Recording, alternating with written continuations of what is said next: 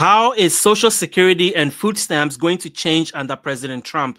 There are plans in motion by Republicans in Congress that are going to affect both programs. I want to bring you all the details. So, in today's live, I'm going to talk about three things. There are 5 proposals in front of President Trump to fix Social Security for the long term that is going to impact your benefits. Let's look into it. And then I'm going to show you how you can save $1,100 on Medicare this year with a partner that is going to help you find the best Medicare plan that fits your need and your budget. And then I'm going to talk about 5 Medicare changes that everyone needs to prepare for this year. And then stay till the end of this video because I have important news about food stamps benefit. There are changes that are being proposed by Republicans in Congress as they get ready to extend President Trump's tax cuts from 2017. They need to find money to fund that tax cut. And one of the biggest places they are looking is the food stamps program, Medicaid program, but food stamps particularly is going to be hugely impacted. I'm going to bring you all the news. If you are new here, hit the like button, hit the subscribe button, because all we do is bring you the latest news and update regarding anything in and out of Congress that is going to affect your Social Security, Medicare, Medicaid, food stamps, and any other personal finance issues that affect seniors. Now, before we get started, I want to know where you're watching this live from.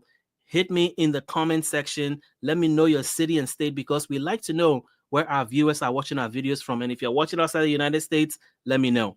Now, let's talk about Social Security. So why is Social Security running out of money? Well, there are 2 big reasons. Demographic changes, which I'm going to talk about, and then there are issues regarding how much money is coming into the system through payroll taxes. Those 2 big issues are heading us into a breaking point where in 2033, the Social Security Trust Fund is going to run out of money, and then there will be automatic up to 25% cuts in benefit to everyone across the board unless some changes are made. And those changes is what I want to talk to you about. There are 5 proposals in front of the president that Republicans want to put in front of Trump, and I want to discuss each of them with you, and most importantly, explain how they will impact you, and then give me your opinion about them. So the big truth is that 11,000 seniors are turning 65 every day. That's a fact, and that is putting a lot of stress on the system. And so what is happening is that another demographic issue is also at the opposite end of that. It used to be that you have 3.4 workers supporting every retiree that is claiming Social Security benefits. That's how the system was designed to work.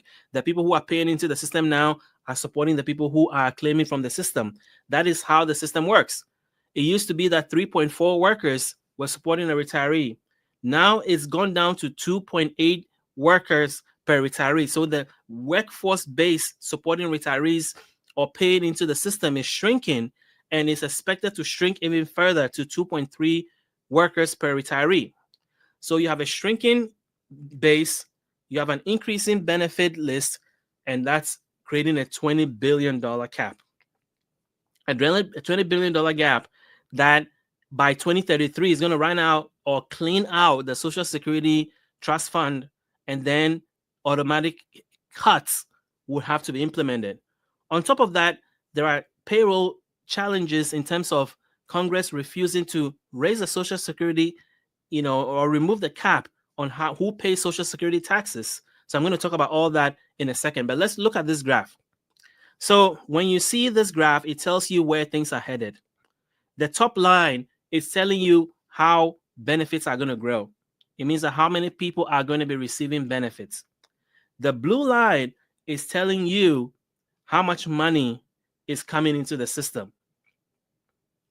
And so now we're looking at a gap. So the trust fund is going to be exhausted in 2035. There's going to be automatic at least 20% cut.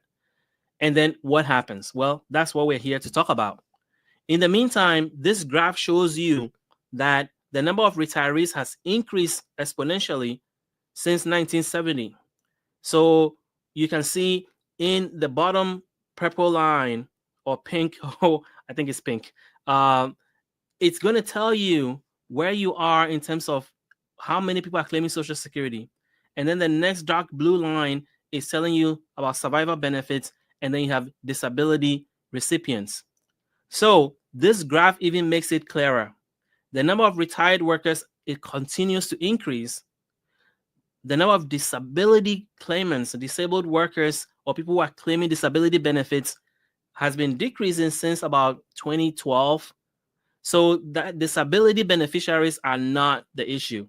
The issue is retired beneficiaries. Now, remember, disability beneficiaries have also paid into the system if they are collecting SSDI, which is Social Security Disability Insurance. If they're collecting SSI, Supplemental Security Income, that is coming from a different pot. That is income security benefit, which is a whole separate program, but it's also paid by the Social Security Administration. Now, let's look at some data even that clarifies things more. I talked about SSI. SSI recipients, the number of people claiming SSI has been falling. Overall, the total has been going up since 2012, 2013. The number of 18-year-olds to 64 years old claiming SSI has been falling. The number of 65-year-olds and above claiming SSI, which means that they're claiming Social Security and SSI together, has probably remained steady and continues to climb a little bit. The number of under 18-year-olds claiming SSI has also continues to decline. So you can see the problem is not disability benefits necessarily, it is retirement benefits. What does this all mean? Well, there are 5 proposals in front of the president to try to fix the 2 issues that I've talked about. There's a demographic issue. More people are claiming benefits, less people are paying into the system. And then you have also challenges with payroll taxes coming into the system that could be optimized in many ways. That has not been done. So let's look at these 5 proposals now. I'm going to talk about each of them in detail, and you tell me which one you think is the best way to move forward. Proposal number 1 is increasing the retirement age. Now, increase the retirement age. Current Republican proposals suggest raising the retirement age from 67 to 69. Remember, President Reagan raised it from 65 to 67. The change will address up to 30% of the projected shortfall. So just doing this alone, raising the retirement age to 69, will solve 30% of the problems that the Social Security Trust Fund is experiencing. However, critics point out that many people in physical labor jobs cannot work into their late 60s, making this change particularly burdensome for certain workers. And this is a concern about equity. The proposal would disproportionately affect lower income workers who often have shorter life expectancies and more physically demanding jobs. Now I have some graphs to show you. So to make this particular point clear on why this may not be a good idea for a certain section of the population, you look at this graph and it's showing you since 1977, if you're a male and you hit age 65, your likelihood, how long are you going to claim Social Security benefits? Or how long are you going to claim retirement benefits? Or how long are you going to live for and claim retirement benefits? Well, this data goes all the way to 2006, but it gives you an idea of where the trend lines are going.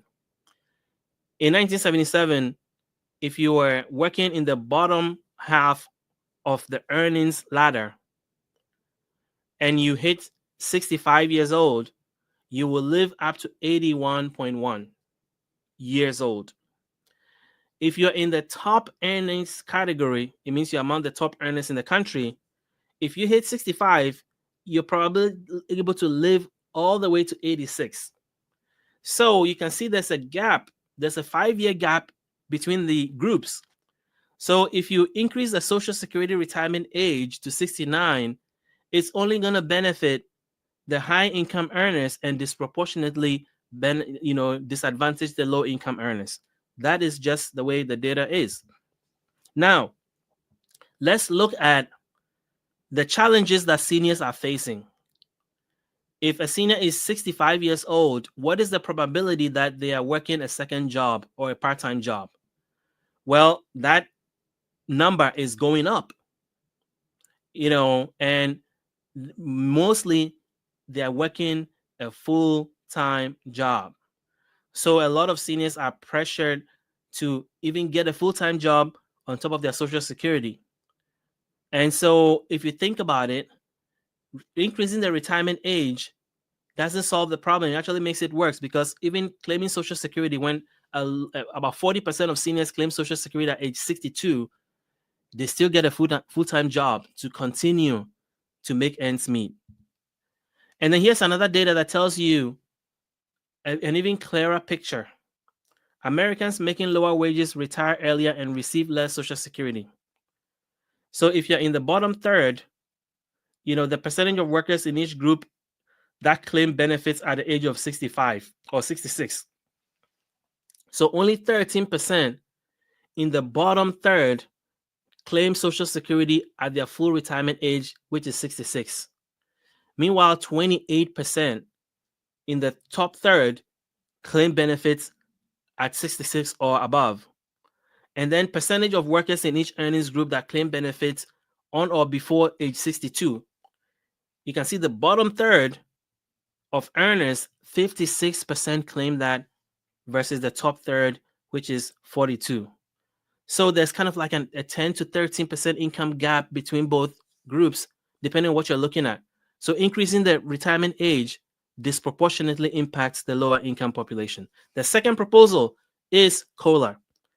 There's a proposal to slow down how much COLA is increased, and that will solve 29% of the shortfall in the Social Security Trust Fund. Why? Because COLA increases also is money that comes out of the Social Security Trust Fund. That is where the money is paid out of.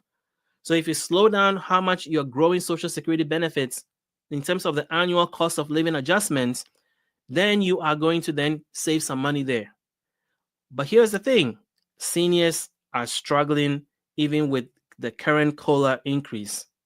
And so this is just going to put more burden on seniors who are struggling with Medicare premiums, cost of living, inflation, etc. So let's look at the last probably 20 years, 15 years, from 2010 to 2024, about 14, 15 years, and what COLA increase was during that year, and how much inflation was, the true inflation rate. And as you can see, everything in red means that inflation was higher than the COLA increase. Remember, COLA is announced the year before and then implemented the year after. So it's announced in October the year before and then implemented January the following year. So 2024 COLA was 3.2, but the inflation rate for 2024 was 3.4.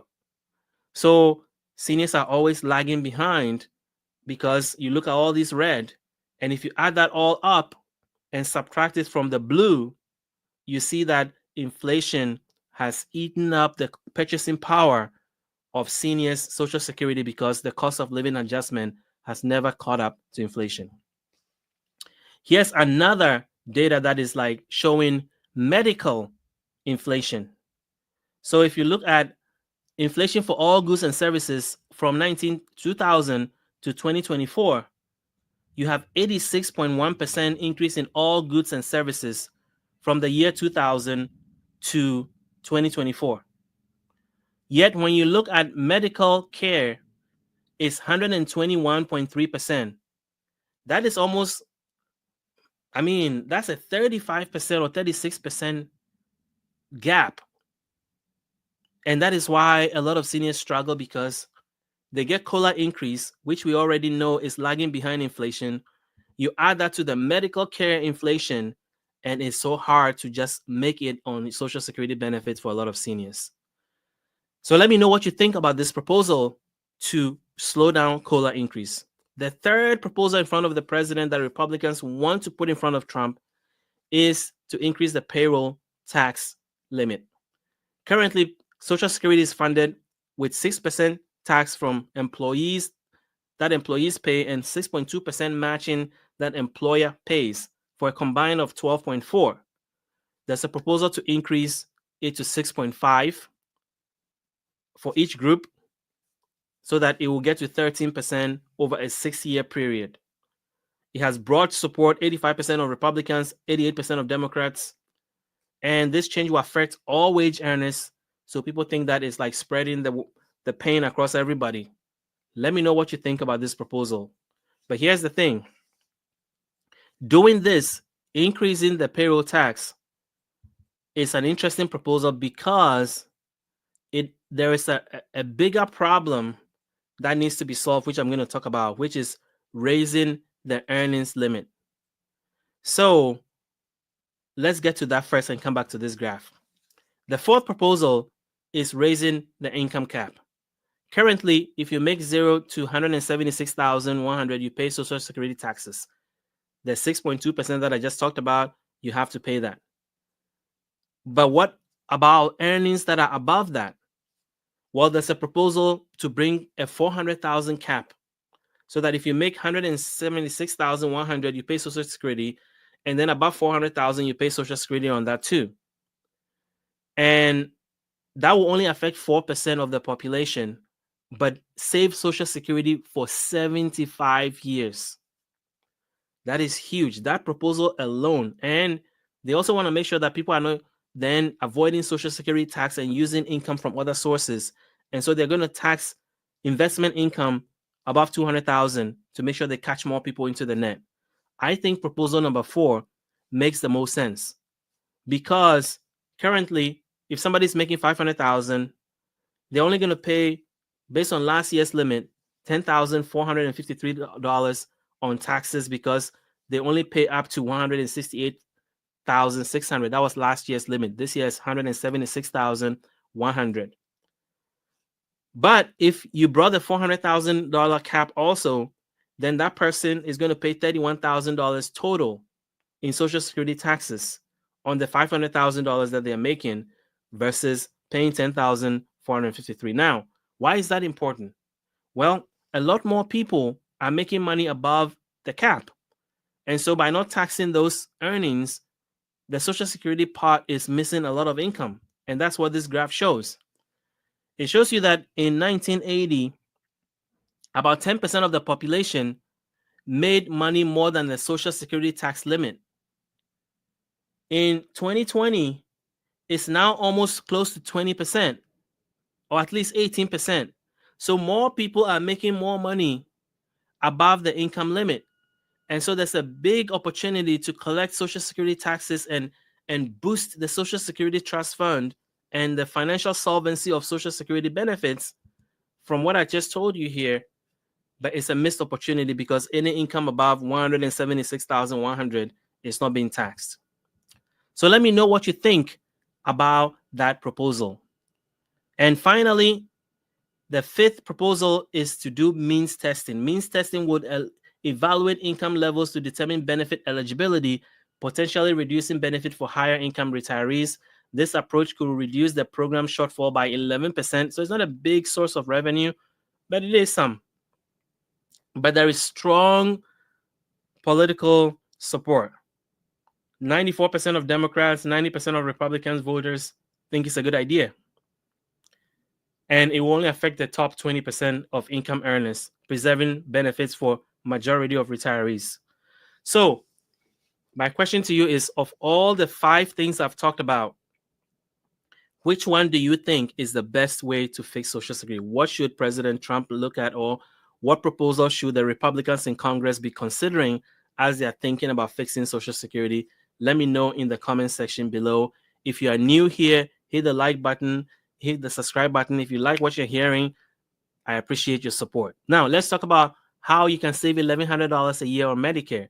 And why is this even important? Well, I've talked to you about the increasing cost of medical care. And there's a lot of challenges that are happening with Medicare Advantage. Recently, this news came out. 1 million patients lose coverage as insurance hospitals drop Medicare Advantage. And then on top of that, you look at the fact that Medicare Advantage enrollment is here. And this is your opportunity to really switch to a Medicare Advantage plan that works for you. If carriers, hospitals, and insurers are dropping plans, how do you know you have the best benefit? Meanwhile, there are 90% of seniors. 90% of seniors are in the wrong Medicare Advantage plan. Why is that? Because there are 24,000 Medicare plans nationwide, and they can be confusing. And so when you go to choose, it becomes overwhelming to decide what is the right plan for you. And if you're in the wrong plan, if you're among the 90%, it's costing you money because the average senior couple spends $300,000 on Medicare and retirement. And it's costing your health too, because if you are in the wrong plan and you need care and you can't access it, that's a problem.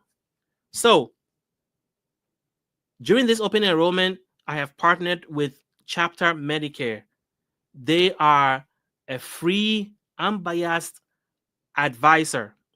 And I want to say that again. They are free, unbiased advisor.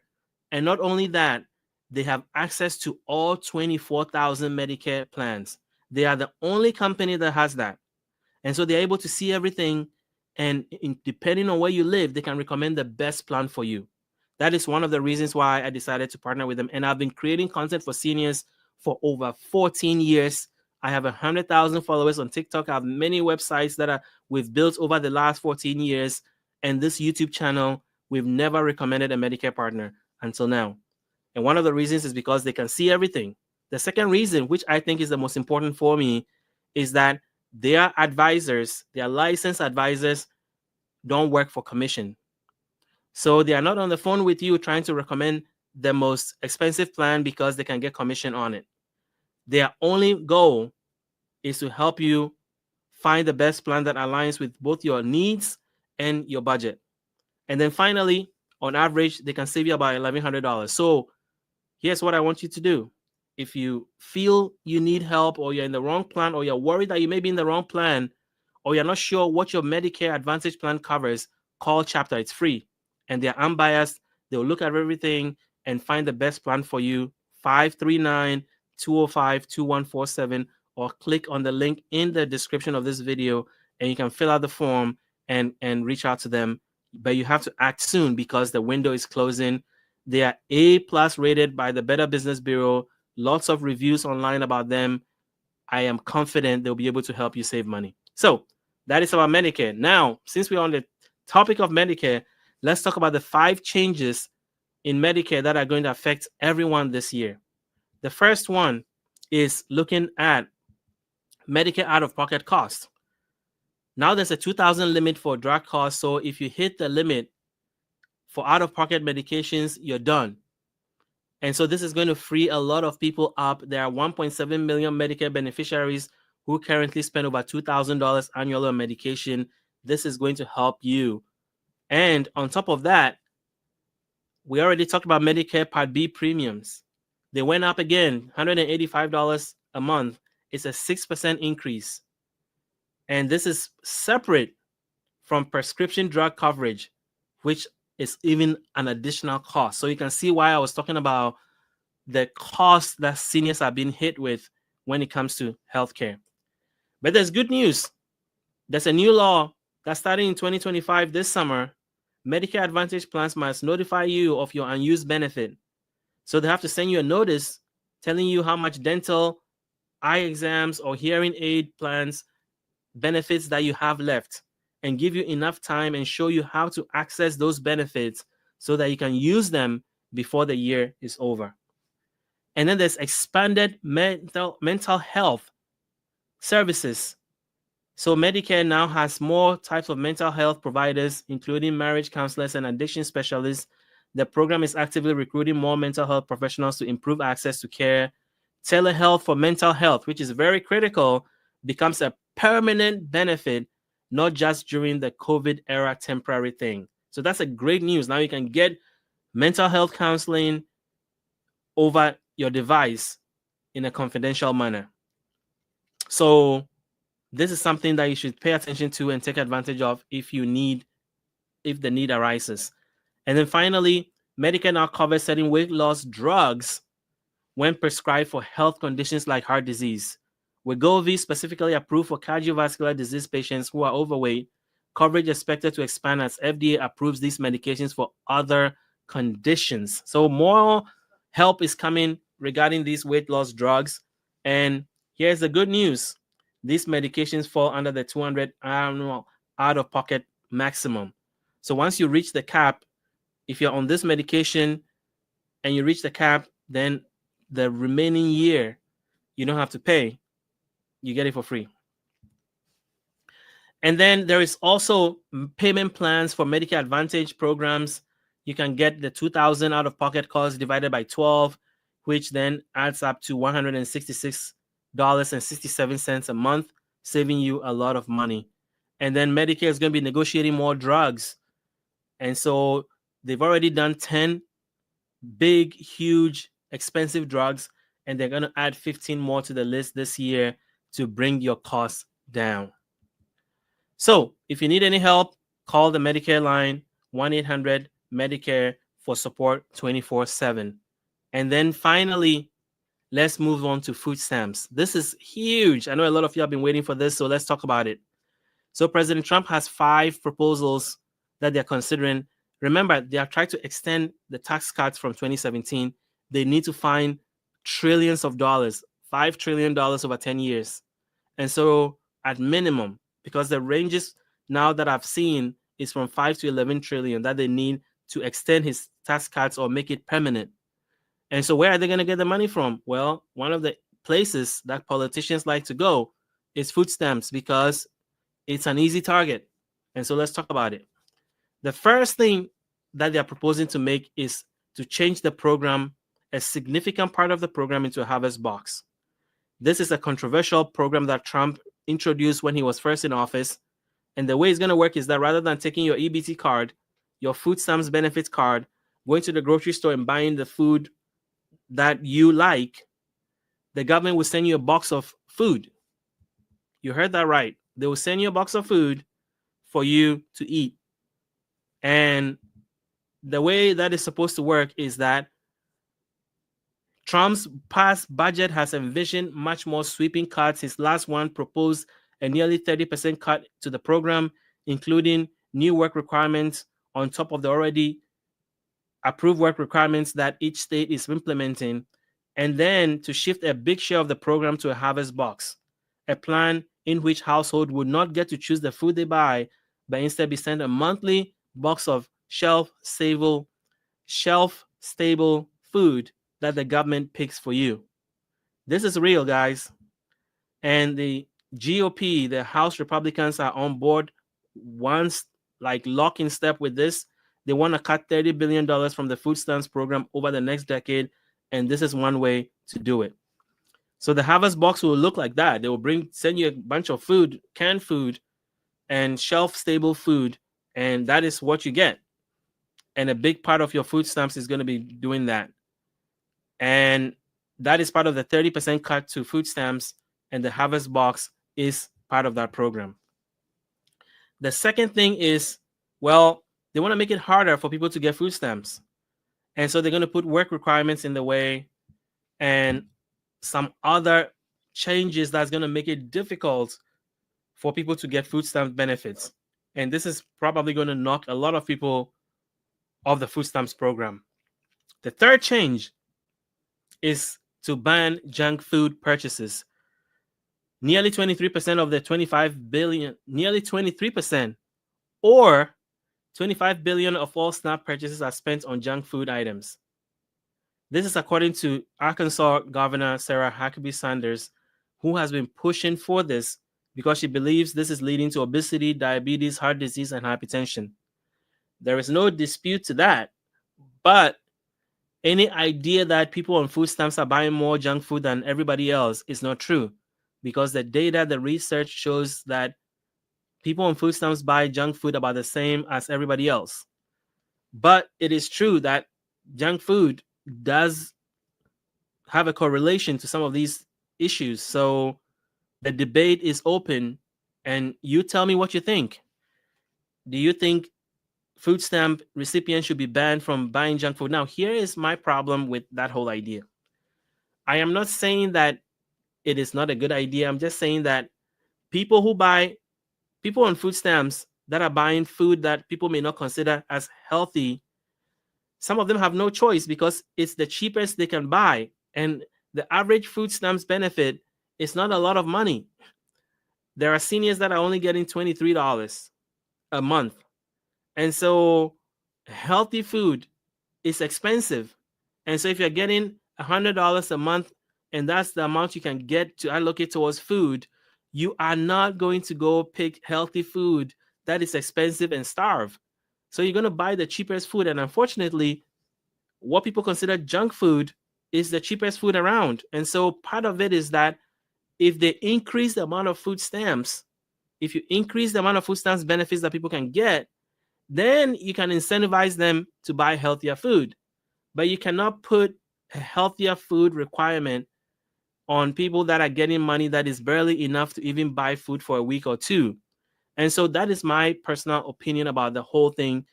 I don't disagree with the premise. I just think that if you're going to do that, you should probably look into increasing the amount of food stamps you're giving people who desperately need it to survive. The next change is work requirements. That is coming up, but it's going to be stricter because there's this misconception that people who are on food stamps are not working. That's not true. Especially if you're an adult without dependents, you have to be up to 59 years old. You have to work to get food stamps. Otherwise, you can only get food stamps for 3 months in a 3-year period. You heard that right. In a 36-month period, if you're an adult without dependents and you're less than 59 years old and you're not working, you can only get food stamps for 3 months, and that's it, for 3 years. And so unless you are working or in an approved work program by your state, or pregnant, or you're a child, or you're a senior above a certain age, or you're disabled, I mean, there are exemptions, but able-bodied adults without children or without dependents have to work to get benefits. So these work requirements are going to get stricter. I think they're going to push it to 62 for seniors. So you have to be up to 62 and you have to work to get food stamps, which you can tell me whether that's good or not, but that's what's coming. And then the final change is waivers.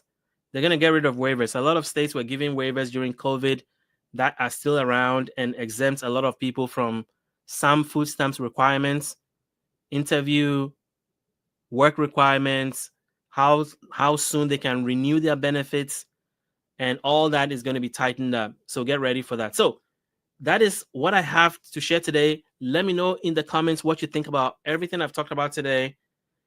I want to hear from you. Where are you watching this from? Give me your city and state, and share your thoughts about Medicare. Share your thoughts about food stamps. Share your thoughts about Social Security. And let's have a conversation in the comments about what you think should be done to save Social Security and to improve food stamps benefits. So until the next live, which will be tomorrow, thank you for hanging out with me tonight, and I will see you soon.